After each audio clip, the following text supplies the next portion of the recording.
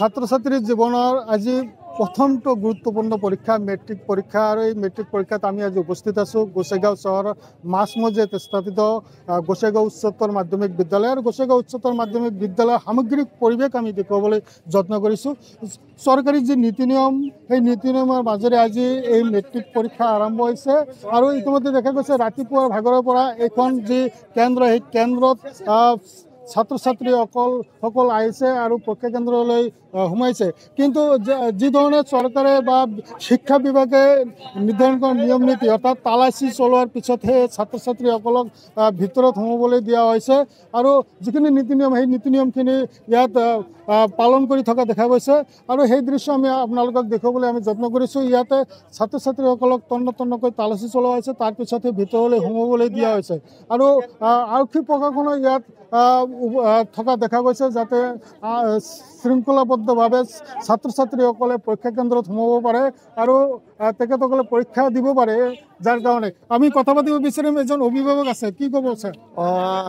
সকলো শিক্ষাৰ্থীকে আপোনালোকৰ চেনেলৰ ফালৰ যোগেদি আমি মেট্ৰিক পৰীক্ষাৰ শুভেচ্ছা আৰু অভিনন্দন জ্ঞাপন কৰিছোঁ।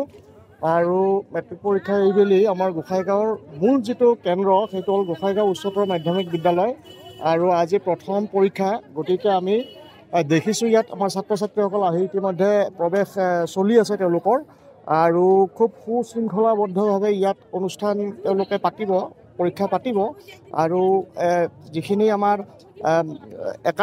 একাডেমিক ছাইডটো ইয়াত ধুনীয়াকৈ চলি আছে, লগতে আৰক্ষীৰ সহযোগিতা আৰু আমাৰ অভিভাৱকসকলো ইয়াতো ভিৰ কৰা আমি দেখিবলৈ পাইছোঁ। গতিকে পুনৰ আমি শুভেচ্ছা জ্ঞাপন কৰিছোঁ সকলোকে।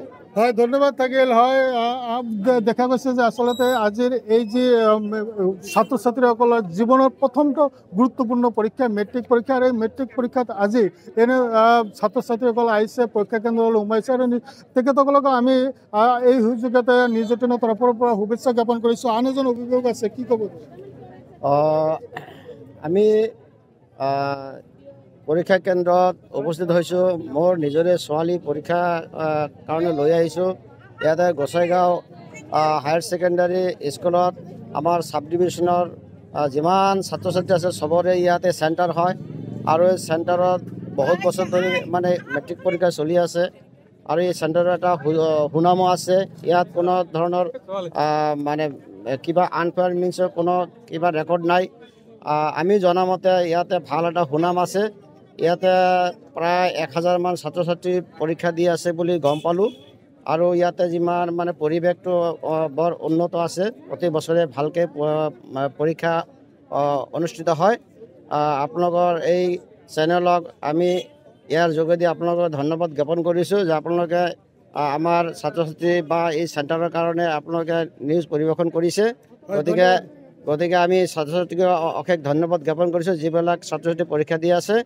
গতিকে মানে সদয় শেষত এই স্কুলৰ যিমান ছাত্ৰ ছাত্ৰী আছে আৰু যিমান গাৰ্জেন আছে চবৰ হৈ আপোনালোকৰ চেনেলক ধন্যবাদ জ্ঞাপন কৰি মই শেষ কৰিছোঁ। হয়, ধন্যবাদ থাকিল। হয়, আচলতে আজি এইখন যি পৰীক্ষা কেন্দ্ৰ, এই পৰীক্ষা কেন্দ্ৰত 979 আচলতে ছাত্ৰ ছাত্ৰী পৰীক্ষা দি আছে আৰু তেখেতসকলে আচলতে ৰাতিপুৱাৰ ভাগতে আহিছে, অভিভাৱকসকলো আহিছে আৰু অভিভাৱকসকলে নিজৰ ল'ৰা বা ছোৱালীক লগত লৈ আহিছে যাতে পৰীক্ষা কেন্দ্ৰত ভালদৰে সুকলমে সোমাই দিব পাৰে।